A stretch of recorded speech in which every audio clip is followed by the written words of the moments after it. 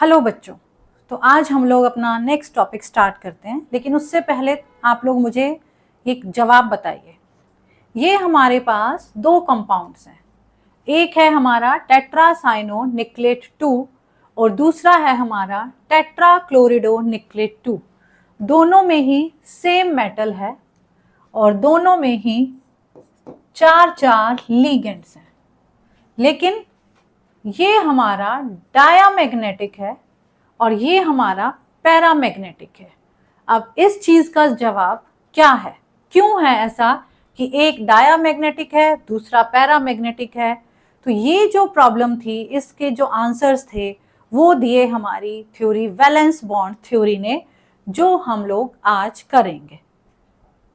सो valence bond theory से हम लोग आज स्टार्ट करते हैं। वैलेंस बॉन्ड थ्योरी जो है पहले नॉर्मल मॉलिक्यूल्स के लिए दी गई थी, बाद में इसको एक्सटेंड किया कोऑर्डिनेशन कंपाउंड्स के लिए पॉलिंग ने 1931 में। अब ये थ्योरी कहती क्या है? ये इसका सबसे पहला पोस्टुलेट है। एक तो ये बेसिक अजम्पशंस पे बेस्ड थ्योरी है। तो इसका सबसे पहला अजम्पशन है कि जो भी हमारा मेटल है और उस लीगेंड है, उसके बीच में जो बॉन्ड बना, यानी कि मेटल लीगेंड बॉन्ड, वो बना है कि लीगेंड अपने इलेक्ट्रॉन पेयर्स मेटल को डोनेट कर देता है। So the metal ligand bond is formed by donation of electron pairs by the ligands to the metal atom. So metal atom या आयन को लीगेंड ने इलेक्ट्रॉन्स डोनेट कर दिए। अब इलेक्ट्रॉन्स रखने के लिए मेटल के पास खाली ऑर्बिटल भी होनी चाहिए। मेटल एटम और ion that should have vacant orbitals. तो जो वेकेंट ऑर्बिटल्स है, अगर वो अवेलेबल हैं तो ठीक है, नहीं है तो हाइब्रिडाइजेशन कर देते हैं मेटल एटम के ऑर्बिटल्स की और हम लोग वेकेंट ऑर्बिटल्स बनाते हैं। वेकेंट ऑर्बिटल्स बनाने के लिए कई बार इलेक्ट्रॉन्स की पेयरिंग भी करनी पड़ती है, तो वो पेयरिंग की जाती है। तो जो सेकंड है हमारा, to accommodate these electrons, metal atom must have required number of vacant orbitals, and these vacant orbitals are then hybridized so that equal energies or orbitals of equal energies are obtained. तो हम metal atom की orbitals का hybridisation करते हैं। और जो metal ligand का bond है, तो लीगेंड की अनहाइब्रिड ऑर्बिटल्स और मेटल की हाइब्रिड ऑर्बिटल्स ये ओवरलैप करती हैं और हमारा मेटल लीगेंड बॉन्ड बनता है। तो ये इसके पोस्टुलेट्स हैं, अभी हम आगे करेंगे। ये तीन है पोस्टुलेट्स। नेक्स्ट है हमारा कि जो भी मेटल लीगेंड बॉन्ड बना वो इक्वल स्ट्रेंथ के होते हैं, और मेटल लीगेंड बॉन्ड्स जो होते हैं वो कंपाउंड को डायरेक्शनल स्पेस में they are directional in nature. Means जो ज्योमेट्री है कंपाउंड की वो मेटल लीगेंड बॉन्ड की वजह से ही होती है। और 4 या 5 टाइप की जो है हमारी ज्योमेट्री एग्जिस्ट करती है, ऑक्टाहेड्रल, स्क्वायर प्लेनर, टेट्राहेड्रल और एक ट्राइगोनल बाइपिरामिडल भी होती है। उसके कॉम्प्लेक्सेस थोड़े कम रहते हैं। और जो ज्योमेट्री ऑफ द कॉम्प्लेक्स है उसको हम लोग मैग्नेटिक मूवमेंट से भी निकाल सकते हैं, और जो मैग्नेटिक मूवमेंट होता है that is represented by mu, and mu is equal to root n into n plus 2 Bohr magnetons. और जो n है, this n is the number of unpaired electrons. तो नंबर ऑफ अनपेयर्ड इलेक्ट्रॉन्स जो हैं वो हमारे जो है बोहर मैग्नेटॉन्स हम लोग निकालेंगे हमारा मैग्नेटिक मोमेंट। अब कितनी ऑर्बिटल्स, कितना कोऑर्डिनेशन नंबर और कौन सी ज्योमेट्री होगी? अगर कोऑर्डिनेशन नंबर 4 है तो ज्योमेट्री हमारी sp3 हो सकती है, और अगर sp3 है तो जो शेप ऑफ द मॉलिक्यूल है वो हमारी टेट्राहेड्रल होती है। अगर कोऑर्डिनेशन नंबर 4 है, यानी कि 4 कोऑर्डिनेशन नंबर में 2 टाइप की ज्योमेट्री पॉसिबल है। अब टेट्राहेड्रल मींस कि हमारे पास ये ज्योमेट्री है, ये हमारा मेटल एटम है, यहां हमारे लीगेंड्स है। तो टेट्राहेड्रल में चारों पोजीशंस इक्विवेलेंट होती हैं। 4 कोऑर्डिनेशन नंबर में ही एक और हाइब्रिडाइजेशन पॉसिबल होती है जिसको हम लोग कहते हैं DSP2। DSP2 में जो ज्योमेट्री है वो हमारी स्क्वायर प्लेनर होती है, यानी कि जो चारों लिगेंड्स हैं वो एक स्क्वायर के कॉर्नर्स पे होते हैं और एक ही प्लेन में होते हैं, तो दैट इज स्क्वायर प्लेनर। तो स्क्वायर प्लेनर हमारी कुछ ऐसी दिखती है। अब ये हमारे लिगेंड्स जो हैं सारे सेम प्लेन में हैं और they are at the corners of, they are assumed to be at the corners of a square, इसीलिए इसको नाम दिया स्क्वायर। और क्योंकि एक ही प्लेन में है तो हमने इसको नाम दे दिया स्क्वायर प्लेनर। अब sp3d यानी कि अगर हमारा कोऑर्डिनेशन नंबर 5 है, 5 लिगेंड्स हैं, 4 लिगेंड्स हैं तो 2 टाइप की ज्योमेट्री है, 5 लिगेंड्स हैं तो हमारी ट्राइगोनल बाइपिरामिडल ज्योमेट्री हो जाती है। 6 लिगेंड्स होने पे हमारे पास sp3d2 हाइब्रिडाइजेशन पॉसिबल है, उसके अंदर भी ऑक्टाहेड्रल ज्योमेट्री है। और 6 ही कोऑर्डिनेशन नंबर होने पे एक और नए टाइप की हाइब्रिडाइजेशन जो ये है हमारी D2sp3, एक ये भी हाइब्रिडाइजेशन होती है। तो D2sp3 में भी ऑक्टाहेड्रल ज्योमेट्री रहती है, sp3d2 में भी ऑक्टाहेड्रल ज्योमेट्री रहती है। और ये हम अभी आगे वैलेंस बॉन्ड थ्योरी में जब हम आगे चलेंगे ऑक्टाहेड्रल कॉम्प्लेक्सेस में, तब हम लोग इसको पढ़ेंगे। अब देखो बेटे, सबसे पहले हम लोग ऑक्टाहेड्रल कॉम्प्लेक्सेस की बात करते हैं, तो वैलेंस बॉन्ड थ्योरी कैसे हम लोग अप्लाई करेंगे वो हम लोग देखते हैं। जो हमारे ऑक्टाहेड्रल कॉम्प्लेक्सेस होते हैं 2 टाइप के होते हैं, एक होते हैं इनर ऑर्बिटल कॉम्प्लेक्सेस और एक होते हैं आउटर ऑर्बिटल कॉम्प्लेक्सेस। अब इनर ऑर्बिटल कॉम्प्लेक्सेस का मतलब है जिन कॉम्प्लेक्सेस में हम n-1d ऑर्बिटल यूज करेंगे।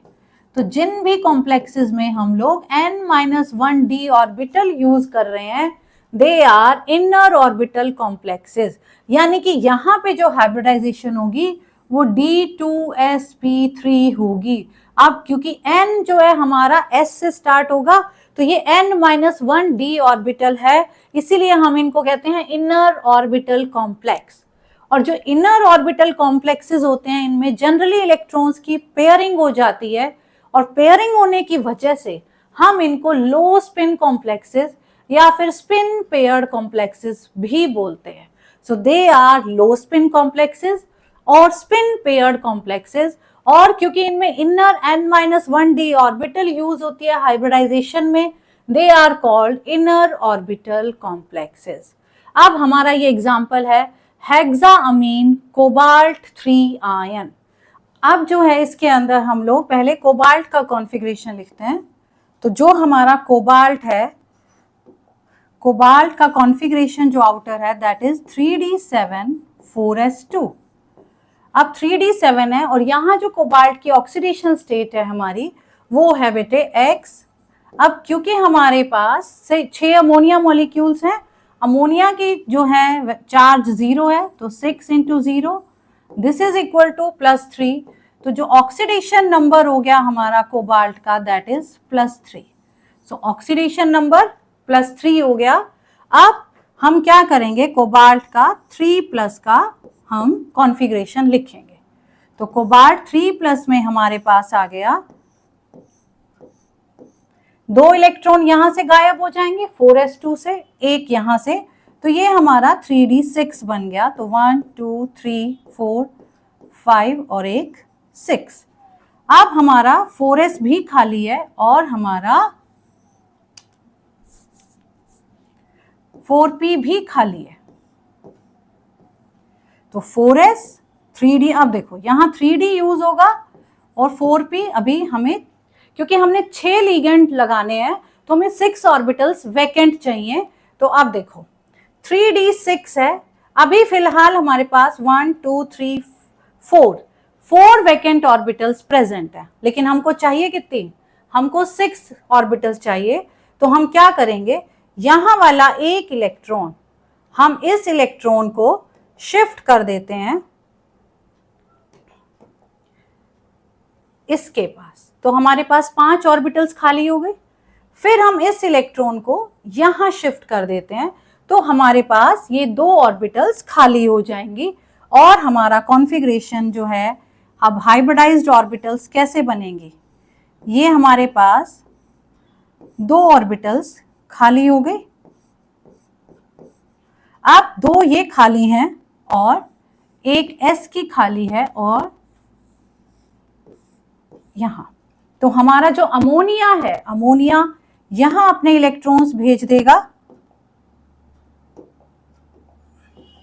2 अमोनिया के इलेक्ट्रॉन्स यहां आ गए, 2 यहां आ गए, 2 यहां आए और यहां क्योंकि हमारे पास 6 है तो हमारे पास 1 2 3 4 5 एंड 6। तो हमारी जो हाइब्रिडाइजेशन हो गई वो हो गई D2sp3।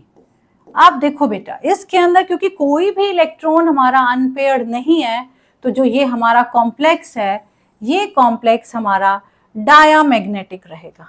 So this complex is diamagnetic, क्योंकि कोई भी हमारे पास इलेक्ट्रॉन जो है वो अनपेयर्ड नहीं है। तो जो डायामैग्नेटिक होते हैं वो हमारे इलेक्ट्रॉन को क्या करते हैं, उनके अंदर सारे के सारे इलेक्ट्रॉन्स पेयर्ड होते हैं और वो एक्सटर्नल मैग्नेटिक फील्ड को रिपेल करते हैं।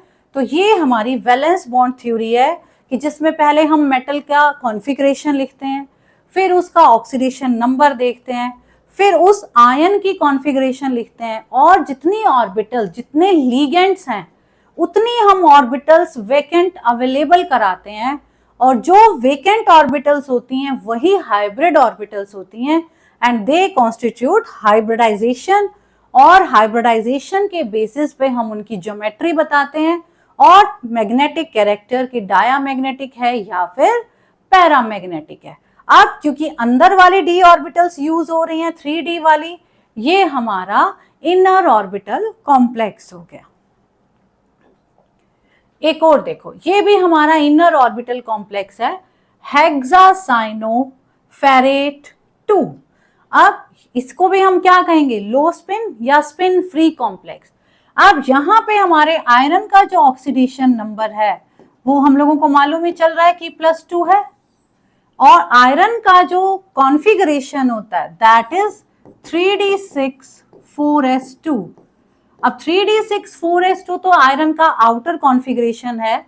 अब 2+ है तो हम इसमें से 2 इलेक्ट्रॉन्स को रिमूव कर देंगे, तो Fe2+ का कॉन्फ़िगरेशन क्या बन जाएगा, Fe2+ का कॉन्फ़िगरेशन हमारा बनेगा 3d6। तो 3d6 है तो ये हमने 3d6 बना दिया, दिस इज 3d। अब हमारे पास 4s भी खाली है बेटे और हमारे पास 4p भी खाली है, लेकिन हमको लीगेंड्स कितने लगे हुए हैं, यहाँ हेक्सासाइनो 6 लीगेंड्स हैं, तो हमें 6 ऑर्बिटल्स वैकेंट चाहिए।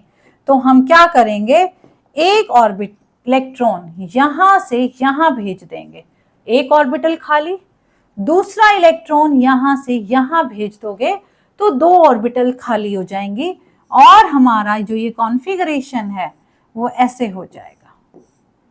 अब 2 ऑर्बिटल खाली, 1 2 3, 3d6 रह गया। अब 2 ऑर्बिटल 3d की खाली हो गई, एक हमारी 4s की खाली हो गई और 3 हमारी 4p की खाली हो गई। तो हमारा हाइब्रिडाइजेशन क्या हो गया बेटा, D2sp3। सो दिस इज, यहाँ एक लीगेंड आ जाएगा साइनाइड का इलेक्ट्रॉन पेयर, यहाँ दूसरे साइनाइड का इलेक्ट्रॉन पेयर, यहाँ तीसरे का, यहाँ 4th, यहाँ 5th और यहाँ 6th साइनाइड का electron pair.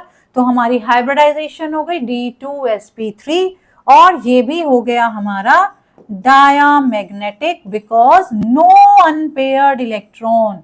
So since no unpaired electron, so this complex is diamagnetic. ठीक है, सो अभी आज हम इनर ऑर्बिटल कॉम्प्लेक्सेस ही करते हैं, नेक्स्ट वीडियो में हम लोग आउटर ऑर्बिटल कॉम्प्लेक्सेस करेंगे।